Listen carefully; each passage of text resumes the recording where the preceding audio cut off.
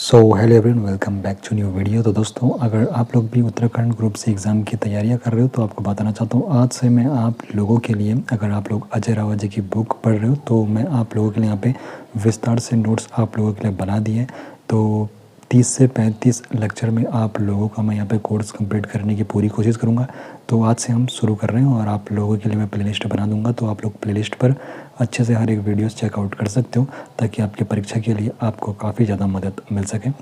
तो उत्तराखंड का इतिहास और संस्कृति आज का ये टॉपिक जो रहेगा, तो इसमें अजय रावत जी की बुक से जो मुख्य यहाँ पर आप लोगों के लिए नोट्स रहने वाले वो मैंने यहाँ पे बना दिए हैं। तो उत्तराखंड का प्राचीन इतिहास और संस्कृति के बारे में हम जानेंगे। तो पाषाण काल युग का विभाजन और खोजें। तो पाषाण काल युग का जो वर्गीकरण है, इतिहासकार डॉक्टर मदन मोहन जोशी ने पाषाण युग को 3 चरणों में विभाजित किया है। तो 3 चरणों में पाषाण युग को किसने विभाजित किया? डॉक्टर मदन मोहन जोशी ने। इन्होंने 3 चरणों में विभाजित किया है और वो चरण है निम्न पुरा पाषाण काल, मध्य पुरा पाषाण काल और उच्च पुरा पाषाण काल। तो उच्च पुरा पाषाण काल के जो उपकरण हैं वो तो उत्तराखंड में नहीं मिले हैं। और निम्न पुरा पाषाण युग के उपकरण के बारे में आपको बताऊं तो जो निम्न पुरा पाषाण युग के उपकरण मिले हैं, कालसी से मिले हैं, श्रीनगर से मिले हैं, पश्चिमी रामगंगा घाटी से मिले और खुट्टानी नाला नैनीताल से निम्न पुरा पाषाण युग के उपकरण मिले। अगर खोजकर्ता के बारे में पूछा जाए तो निम्न पुरा पाषाण युग के जो उपकरण मिले इनकी खोज की है के.पी. नौटियाल जी ने और यशोधर मठपाल जी ने। तो ये इन्फॉर्मेशन भी आप लोगों के पास होनी चाहिए। कई बार पूछा जाता है कि निम्न पुरा पाषाण काल युग के उपकरण की खोज किसने की, तो के.पी. नौटियाल जी ने और यशोधर मठपाल जी ने निम्न पुरा पाषाण काल युग के उपकरण की खोज की। और मध्य पुरा पाषाण युग के उपकरण की खोज के बारे में अगर पूछा जाए तो इसके जो स्थान है जहाँ से ये मिला है, मध्य पुरा पाषाण काल युग के उपकरण श्रीनगर से मिले हैं और मध्य पुरा पाषाण युग के जो उपकरण है इसकी खोज के.पी. नौटियाल जी ने की है। और बाकी जो आपके उच्च पुरा पाषाण काल है उसके उपकरण उत्तराखंड में नहीं मिले। तो ये इन्फॉर्मेशन आपके पास होनी ही चाहिए। निम्न पुरा पाषाण काल युग के उपकरण आपके इन क्षेत्रों में मिले हैं। खोज करता है के.पी. नौटियाल जी और यशोधर मठपाल जी। और मध्य पुरा पाषाण काल युग के जो उपकरण मिले वो श्रीनगर से मिले और खोज करता है के.पी. नौटियाल जी। आगे बढ़ते हैं और बात करते हैं महत्वपूर्ण प्रागैतिहासिक जो शैलाश्रय और गुफाएं हैं उनके बारे में। तो सबसे पहले लाखोटियार के बारे में बात करते हैं। तो लाखोटियार की जो खोज की है एम.पी. जोशी जी ने की है और किस वर्ष की है? 1968 में लाखोटियार की खोज की है एम.पी. जोशी ने। अगर लाखोटियार का स्थान पूछा जाए तो लाखोटियार का स्थान है अल्मोड़ा जनपद में सुयाल नदी के तट पर लाखोटियार है। अल्मोड़ा जनपद के सुयाल नदी तट पर लाखोटियार है। खोज 1968 में होती है और एम.पी. जोशी जी करते हैं। और इसका जो मुख्य विषय है सामूहिक नृत्य के चित्र यहाँ पर मिले, सामूहिक नृत्य के चित्र। और अगर आकार के बारे में पूछा जाए तो लाखोटियार का जो आकार है नागफनी के आकार का है और महत्व जो इसका है राज्य का सर्वोत्तम शैलाश्रय इसको बताया गया। और मान्यता है यशवंत सिंह कटोच जी ने इसे उत्तराखंड में प्रागैतिहासिक शैलचित्र की प्रथम खोज माना। तो किसने? यशवंत सिंह कटोच जी ने उत्तराखंड में लाखोटियार को प्रागैतिहासिक शैलचित्रों की प्रथम खोज माना। किसने माना है? यशवंत सिंह कटोच जी ने। और बाकी आपको स्थान का पता होना चाहिए। लाखोटियार आपके अल्मोड़ा में है, ये आपके सुयाल नदी के तट पर है। और किस वर्ष खोज की है? एम.पी. जोशी जी ने 1968 में खोज की है। और यहाँ पर क्या मुख्य विषय इसका? सामूहिक नृत्य के चित्र यहाँ पर मिले हैं। और इसके आकार के बारे में अगर आपसे पूछा जाए तो नागफनी आकार, यहाँ पर नागफनी के आकार के ये उडियार रहे। और बाकी यशवंत सिंह कटोच जी ने प्रागैतिहासिक शैलचित्र का इसको प्रथम खोज माना है। आगे बढ़ेंगे, आगे बात करेंगे किमनी गांव के बारे में। तो किमनी गांव आपका कहाँ है? चमोली में। और चमोली में पिंडर घाटी में स्थित है किमनी गांव। किमनी गांव आपका कहाँ है? चमोली में पिंडर घाटी में यह स्थित है। विशेषता जो यहाँ पर किमनी गांव की है तो सफ़ेद रंग के शैलचित्र यहाँ पर प्राप्त हुए। सफ़ेद रंग के शैलचित्र कहाँ से प्राप्त हुए? तो सफ़ेद रंग के जो शैलचित्र प्राप्त हुए वो किमनी गांव चमोली से मिले। और किमनी गांव का है पिंडर घाटी के क्षेत्र में। आगे बात करेंगे पेड़साल शैलाश्रय और फड़कनौली शैलाश्रय के बारे में। तो पेड़साल शैलाश्रय और फड़कनौली शैलाश्रय तो ये दोनों कहाँ हैं? अल्मोड़ा में है। खोजकर्ता कौन है? यशोधर मठपाल जी। पेड़साल शैलाश्रय और फड़कनौली शैलाश्रय की खोजकर्ता यशोधर मठपाल जी। और खोज कब की थी? तो पेड़साल जो शैलाश्रय है इसकी खोज इन्होंने 1990 में करी और फड़कनौली सैलासरा जो है इसकी खोज इन्होंने 1985 में करी, यशोधर मठपाल जी ने। और कहाँ है ये सैलासरा, पेटसाल सैलासरा और फड़कानौली सैलासरा आपके कहें अल्मोड़ा में, अल्मोड़ा ज़िले में यशोधर मठपाल जी ने खोज करी। पेटसाल 1989 और फड़कानौली 1985 में खोज हुई है। और अब हम बात करेंगे गोरखा उड़ियार के बारे में। तो देखो गोरखा उड़ियार आपके कहाँ है, चमोली में, ये भी आपको पता होना चाहिए। तो गोरखा उड़ियार आपकी कहाँ है, चमोली में। और स्थान डुंगरी गांव अलकनंदा घाटी में ये स्थित है। तो अगर स्थान पूछा जाए आपसे गोरखा उड़ियार का, तो डुंगरी गांव में अलकनंदा घाटी में, और गोरखा उड़ियार आपके चमोली जनपद में। इसकी जो विशेषता है चित्रकला की दृष्टि से यह सबसे सुंदर आकृति यहाँ की है। तो जो गोरखा उड़ियार है तो चित्रकला की दृष्टि से यह सबसे सुंदर आकृति है। यहाँ की जो आकृतियाँ हैं सबसे सुंदर है चित्रकला की दृष्टि से गोरखा उड़ियार की। और आकृतियों के बारे में आपको बताऊँ तो यहाँ पर कुल 41 आकृतियाँ मिली है। 41 आकृतियों में 33 मनुष्य की आकृतियाँ हैं और 8 यहाँ पर पशुओं की आकृतियाँ बनाई गई है।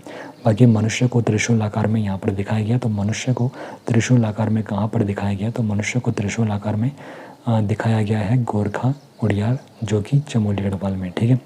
और मुख्य विषय यहाँ का क्या, तो पशुओं को आकार देकर यहाँ पे घेरना यहाँ का मुख्य विषय है। गोरखा उड़ियार का मुख्य विषय पशुओं को आकार देकर घेरना गोरखा उड़ियार का मुख्य विषय है। तो ये भी आपको पता होना चाहिए। बाकी ये कहाँ पर है, इसका स्थान मैंने आपको बता दिया, डुगरी गांव अलकनंदा घाटी में। और जो गोरखा उड़ियार है इसका प्रस्तुति का श्रेय किसको जाता है, यानी कि इसको प्रसिद्ध करने का श्रेय राकेश भट्ट जी को जाता है। ये भी आपको पता होना चाहिए।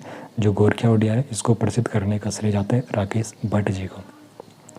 आगे बात करेंगे लुएथाप गुफा के बारे में बात करेंगे। लुएथाप कहाँ पर है, ये अल्मोड़ा ज़िले में है। और इसकी जो विशेषता है शैल चित्रों में लाल रंग का प्रयोग हुआ है। तो देखो शैल चित्रों में लाल रंग का प्रयोग कहाँ पर हुआ है, तो ये हुआ है लुएथाप। लुएथाप जैसे कि लुए मतलब होता है गढ़वाले में खून, तो जो यहाँ पर शैल चित्र है उनमें लाल रंग का प्रयोग हुआ है। और लुएथाप जो गुफा है ये कहाँ है, ये अल्मोड़ा जनपद में। बाकी जो शैल चित्रों में लाल रंग का प्रयोग हुआ है। और यहाँ पर ऐसा माना जाता है कि लुएथाप गुफा और लाखो उड़ियार जो है इनके बीच आपस में संपर्क, जो यहाँ जो रहते थे लोग वो आपस में संपर्क बनाकर रहते थे, क्योंकि लुएथाप से लाखो उड़ियार का एक मनोरम दृश्य दिखाई देता है। तो आगे बढ़ने से पहले आपको बताना चाहता हूँ, अगर आप लोग हमें फाइनेंशियली सपोर्ट करना चाहते हो तो आप लोग इस QR कोड को स्कैन करके हमें फाइनेंशियली सपोर्ट दे सकते हो। अन्य पुरातात्विक खोजों के बारे में भी पढ़ लेते हैं। तो उत्तरकाशी से भी कई पुरातात्विक खोजें मिली हैं। और पुरोला जो कि उत्तरकाशी में, तो यहाँ से काले रंग का आलेख मिला है। तो अगर प्रश्न बनता है कि काले रंग का आलेख कहाँ से मिला है, तो काले रंग का आलेख मिला है पुरोला यानी कि उत्तरकाशी से। तो ये आपको पता होना चाहिए, पुरोला से काले रंग का आलेख मिला है। और पुरोला कहाँ पर है, उत्तरकाशी में। बाकी जो लिपि है इस आलेख की शंख लिपि है। काले रंग का जो आलेख मिला है इसकी लिपि शंख लिपि है। और ये अभी तक अपठित है, यानी कि अभी तक इस लिपि को पढ़ा नहीं गया है, शंख लिपि को। और स्थान के बारे में अगर पूछा जाएगा तो ये यमुना घाटी की तरफ है, ठीक है। काले रंग का जो आलेख मिला है पुरोला से मिला है, जो कि उत्तरकाशी में और यमुना घाटी के नज़दीकी है। और ताम्र मानव आकृतियाँ कहाँ से मिली है, तो वो भी जान लेते हैं। तो ताम्र मानव आकृतियाँ मिली है, देखो एक तो बनकोट जो कि पिथौरागढ़ में है, तो यहाँ से 8 ताम्र मानव आकृतियाँ मिली है। बनकोट पिथौरागढ़ से 8 ताम्र मानव आकृतियाँ मिली है। और नैनी पाताल से 5 ताम्र मानव आकृतियाँ मिली है। तो नैनी पाताल से जो 5 ताम्र मानव आकृतियाँ मिली ये 1999 में मिली है, ये आपको पता होनी चाहिए ये बात। तो ताम्र देखो ताम्र मानव आकृतियाँ कहाँ से मिली, एक तो बनकोट जो कि पिथौरागढ़ में, यहाँ से 8 ताम्र आकृतियाँ मिली। और एक आपकी मिली थी नैनी पाताल से 1999 में। नैनी पाताल से 1999 में 5 ताम्र आकृतियाँ मिली थी, 5 ताम्र मानव आकृतियाँ मिली थी, ठीक है। ये इन्फॉर्मेशन आपको पता होनी चाहिए। और बात करते हैं कप मार्क्स के बारे में। शैलकृत गर्द जिसको कहते हैं, तो पश्चिमी रामगंगा घाटी जो कि अल्मोड़ा नौलाग्राम में, तो यशोधर मठपाल द्वारा यहाँ पे खोजे गए थे कप मार्क्स। तो ये इन्फॉर्मेशन भी आपको पता होनी चाहिए।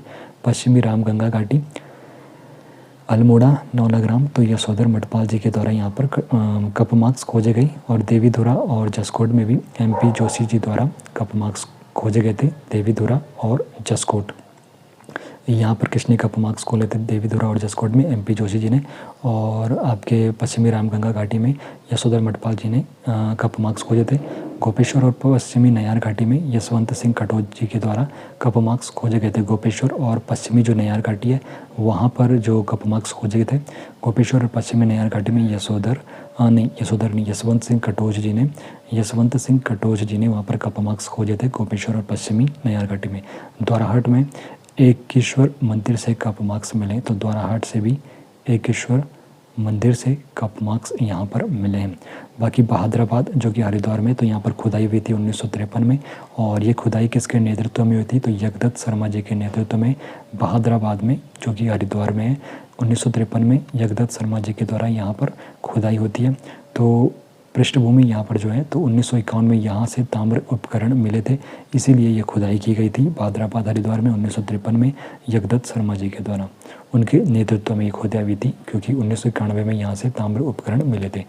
बात करते हैं मलारी गाँव, तो मलारी गाँव कहाँ पर है, चमोली गढ़वाल में, और सवादानों की खोज भी यहाँ पर हुई है। तो ये सवादानों की जो खोज हुई है मलारी गाँव में, सवादानों की खोज शिव प्रसाद डबराल जी ने 1956 में की है। तो ये भी आपको पता होना चाहिए। जो मलारी गांव है जो कि चमोली गढ़वाल में, यहाँ पर शिव प्रसाद डबराल जी ने सवादानों की खोज 1956 में की है। और यहाँ पर सर्वेक्षण भी हुआ है, गढ़वाल विश्वविद्यालय के द्वारा यहाँ पर सर्वेक्षण हुआ 1984 में। जो सर्वेक्षण हुआ था तो यहाँ पर एक पूरा पशु कंकाल मिला था, जिसकी तुलना हिमालयी वृषभ से की गई थी। तो पूरा यहाँ पर पशु कंकाल मिला था जिसकी तुलना हिमालयी वृषभ से की गई थी। और देखो सर्वेक्षण जो हुआ था किसने कराया था, गढ़वाल विश्वविद्यालय ने कराया था, पहली बार 1984 और दूसरी बार 2001-2 में इन्होंने सर्वेक्षण कराया था। तो उस वक्त क्या मिला था, एक मानव कंकाल मिला था और 5.2 किलो का एक सोने का मुकुट यहाँ पर मिला था। कहाँ पर, मलारी गांव जो कि चमोली गढ़वाल में। जब गढ़वाल विश्वविद्यालय के ये सर्वेक्षण यहाँ पे कराया था दूसरी बार 2001-2 के करीब, तब मिला था 5.2 किलो का सोने का मुकुट और मानव कंकाल। बाकी साहित्यिक स्रोतों से उत्तराखंड का वर्णन किस प्रकार मिलता है, तो वो भी जान लेते हैं। तो ऐतरेय ब्राह्मण में इसमें उत्तर कुरु शब्द का प्रयोग उत्तराखंड क्षेत्रों के लिए किया गया। तो ऐतरेय ब्राह्मण जो है तो इसमें उत्तराखंड को उत्तर कुरु शब्द का प्रयोग हुआ है।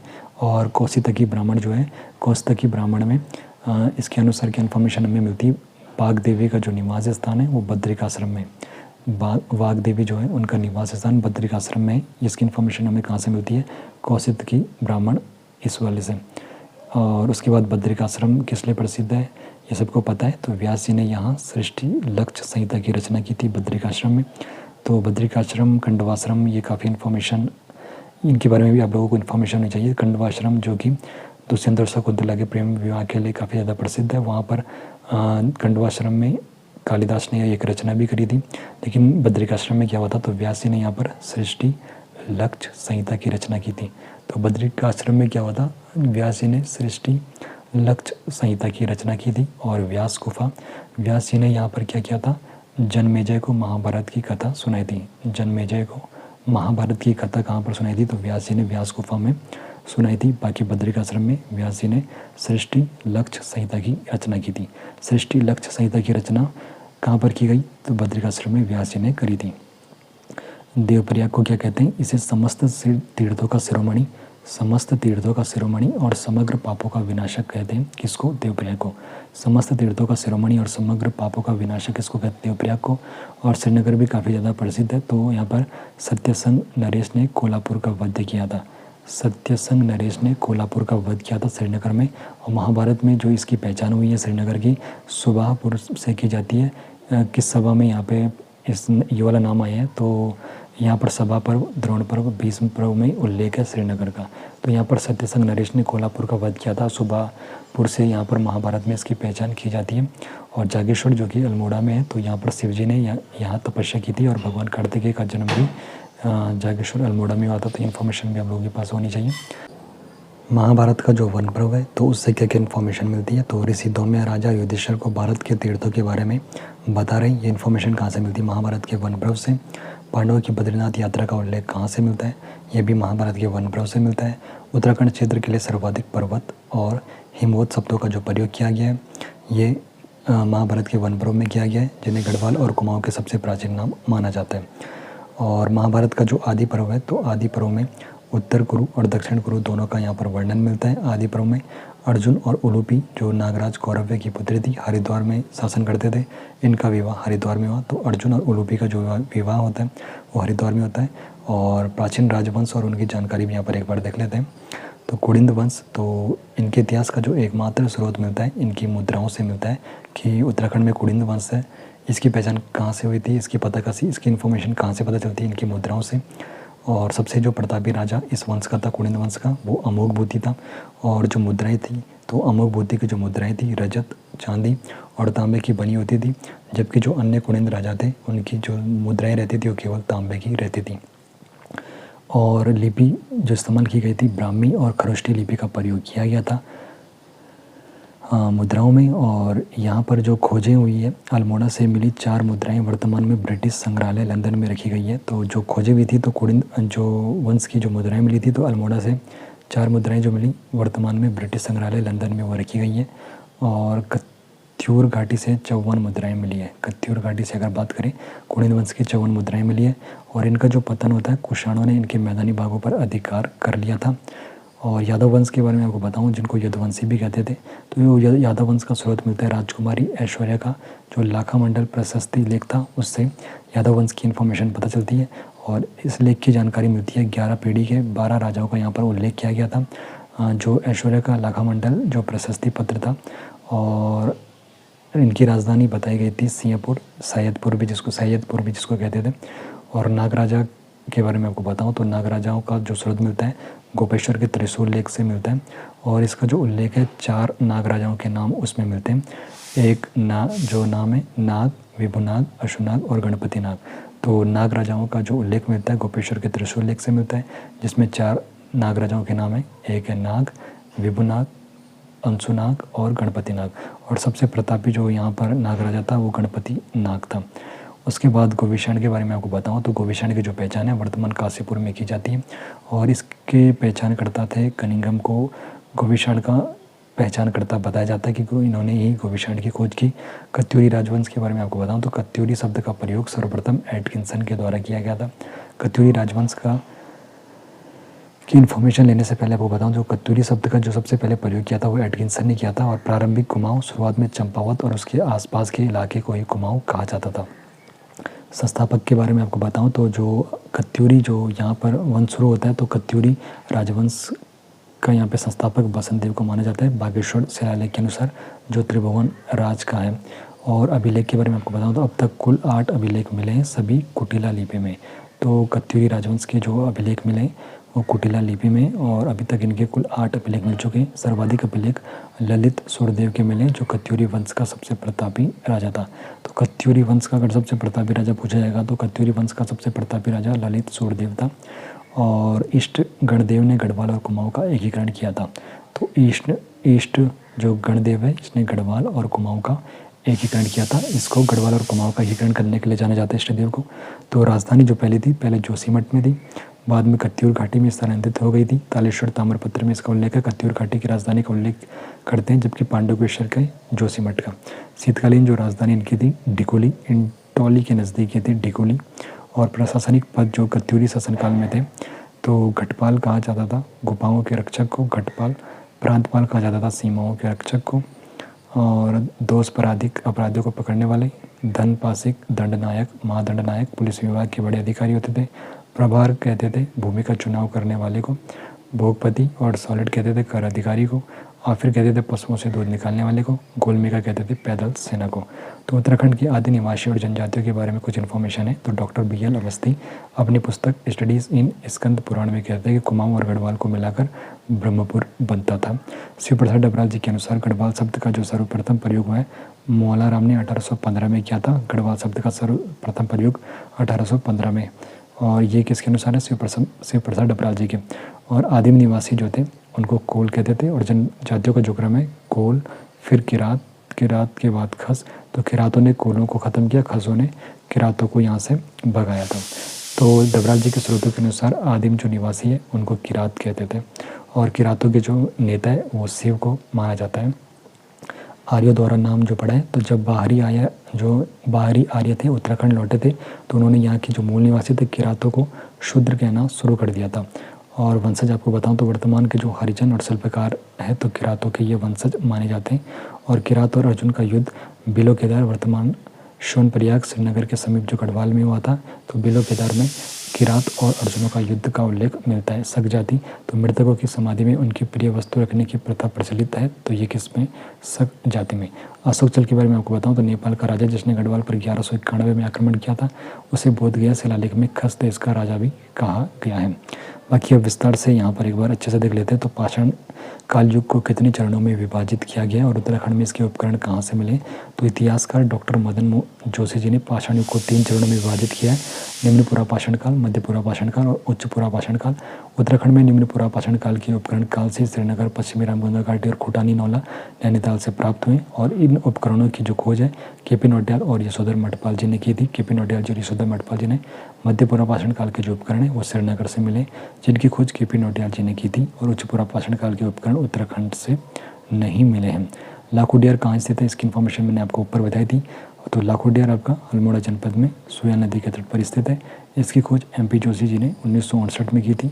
यहाँ के चित्रों का जो मुख्य विषय सामूहिक नृत्य बताया गया है और शैलाश्रय का आकार नागफनी जैसा है। इसे उत्तराखंड का सर्वप्रथम शैलाश्रय माना जाता है। यशवंत सिंह कटोच जी ने इसे प्रागैतिहासिक शैलचित्र की प्रथम खोज माना है। उत्तराखंड के जो प्रमुख पुरातात्विक स्थल और वहाँ से मिली महत्वपूर्ण कलाकृतियों का विवरण आपको बताऊँ तो खिमनी गाँव चमोली में जो पंटर घाटी में स्थित इस गाँव से सफ़ेद रंग के शैलचित्र मिले,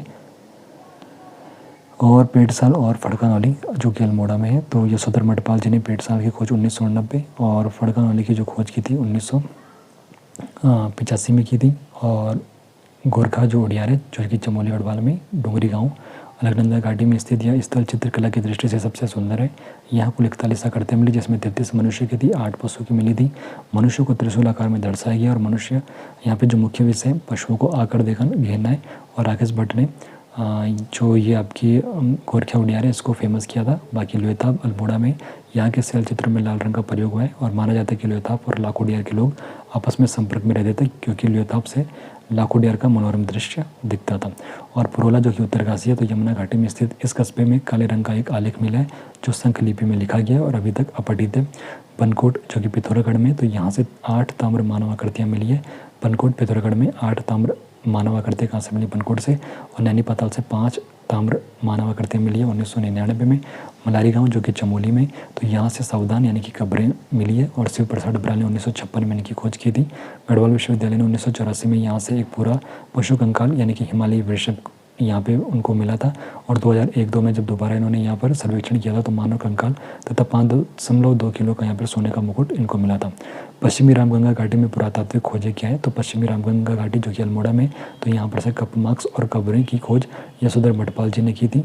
विशेष रूप से यहाँ पे जो गांव था धनोरा गांव से कप मार्क्स मिले और देवीधुरा और जसकोट में MP जोशी जी के द्वारा यहाँ पे कप मार्क्स मिले। और गोपेश्वर के नज़दीक और पश्चिमी नैयार में यशवंत सिंह कटोच जी ने कप मार्क्स की खोज की थी। और दोराहट के केदारेश्वर मंदिर में भी कप मार्क्स मिले। बहादुराबाद जो कि हरिद्वार में खुदाई का नेतृत्व किसने किया था, तो ये किसने किया था, यज्ञदत्त शर्मा जी ने 1953 में किया था। और यह खुदाई इसलिए महत्वपूर्ण थी क्योंकि 2 साल पहले 1951 में यहाँ से ताम्र उपकरण मिले थे, जिसके बाद इस क्षेत्र में पुरातात्विक कार्य शुरू किया गया था। उत्तराखंड का प्राचीन नाम उत्तर कुरु किस ग्रंथ में वर्णित है, और महाभारत में उत्तराखंड से संबंधित प्रमुख वर्णन किया है। तो उत्तराखंड का जो प्राचीन नाम है उत्तर कुरु ऐतरेय ब्राह्मण में वर्णित है। महाभारत के आदि पर्व में उत्तर कुरु और दक्षिण कुरु दोनों का वर्णन मिलता है। महाभारत की आदि पर्व में उत्तर कुरु और दक्षिण कुरु दोनों का वर्णन मिलता है। महाभारत में उत्तराखंड से संबंधित कुछ प्रमुख यहाँ पे वर्णन है। तो वन पर्व और आदि पर्व के बारे में आप लोगों ने सुना होगा। तो वन पर्व में ऋषि द्वामे युधिष्ठिर को भारत के तीर्थों के बारे में बताते हैं। पांडवों की बद्रीनाथ यात्रा का उल्लेख भी इसी पर्व में वन पर्व में उत्तराखंड क्षेत्र के लिए पर्वत और हिमवत शब्दों का सर्वाधिक प्रयोग किया गया, जिन्हें गढ़वाल और कुमाऊं के प्राचीनतम नाम माना जाता है। और हरिद्वार के बारे में आपको बताऊँ तो आदि पर्व के अनुसार हरिद्वार में नागराजा कौरव की पुत्री उलूपी से अर्जुन का विवाह का वर्णन है। ये किसमें हुआ है, आदि पर्व में हुआ है। और सुपुर, महाभारत में वर्णित सुपुर की पहचान वर्तमान श्रीनगर से की जाती है। और जो सभा पर्व, वन पर्व और भीष्म पर्व था, तो वहाँ पर सुपुर का उल्लेख है जो आज का श्रीनगर है। और सिरप्रयाग जो श्रीनगर के समीप गढ़वाल में है, तो यहाँ किरात और अर्जुन के बीच युद्ध का वर्णन मिलता है। कुड़िंद वंश से संबंधित कुछ महत्वपूर्ण जानकारी आपको बताओ तो कुड़िंद वंश के इतिहास का एकमात्र स्रोत उनकी मुद्राएं हैं। कुड़िंदों में सबसे प्रतापी राजा अमोघ बोधि था और उनकी मुद्राएं रजत और तांबे की बनी होती थी, जबकि जो अन्य कुड़िंद थे, अन्य कुड़िंद राजाओं की मुद्राएं केवल तांबे की होती थी। और अमोघ बोधि की जो मुद्राएं थी वो ब्राह्मी और खरोष्टी लिपियों का प्रयोग करता था। अल्मोड़ा से जो मिली कुड़िंदों की 4 मुद्राएं थी वर्तमान में ब्रिटिश संग्रहालय लंदन में रखी गई है। और कत्यूरी घाटी से कुड़िंदों की 54 मुद्राएं मिली है। कुषाण वंश के राजाओं ने कुड़िंदों के मैदानी भागों पर अधिकार किया था। उत्तराखंड के जो आदिम निवासी कौन थे, तो उनसे संबंधित विभिन्न मत क्या है, तो वो भी जान लेते हैं। तो उत्तराखंड के जो आदिम निवासियों से संबंधित विभिन्न मत है, तो यहाँ पे गैट्स के अनुसार इन्होंने गढ़वाल और कुमाऊं का आदिम निवासी किरातों को माना है। और मैगनिस्थित, कालिदास, रघुवंश, मत्स्य पुराण, मार्कंडेय पुराण, बाणभट्ट, कादम्बरी, इन सभी स्रोतों में किरातों को क्षेत्र का आदि निवासी माना गया है। किरातों के जो नेता थे उससे माने जाते हैं। ऐसा माना जाता है कि उत्तराखंड में आर्यों के आगमन के बाद जो आर्य यहीं रह गए उन्हें किरातों के नाम से जाना गया, और बाहरी आर्य जो आए थे उन्हें शूद्र कहना उनको शुरू कर दिया था। वर्तमान में हरिजन जो शिल्पकार होते हैं किरातों के वंशज माने जाते हैं। शिव प्रसाद डबराल जी के अनुसार उत्तराखंड के जो आदिम निवासी है वो कोल थे। इनके अनुसार उत्तराखंड में पहले कोल निवासी यहाँ पे रहते थे, फिर किरात आई और उन्होंने कोलों को भगा दिया, और बाद में खस आए जिन्होंने किरातों को भगा दिया। संघ जाति से यहाँ पे आपको मैं आपको फैक्ट्स बताऊँ तो इन जाति में मृतकों की समाधि में उनकी प्रिय वस्तु रखने की प्रथा प्रचलित है। तो ये किसमें? संघ जाति में। तो ये सारी इन्फॉर्मेशन मैंने आपको बता दी है अजय रावत जी के पहले अध्याय से। तो आप लोगों के लिए ये पहला चैप्टर आप लोगों के लिए काफ़ी इंपॉर्टेंट रहने वाला है, जहाँ पर मैंने आपको विस्तार से बता दिया। अगर आपको वीडियो अच्छी लगी तो वीडियो को लाइक एंड चैनल को सब्सक्राइब जरूर कर लीजिए।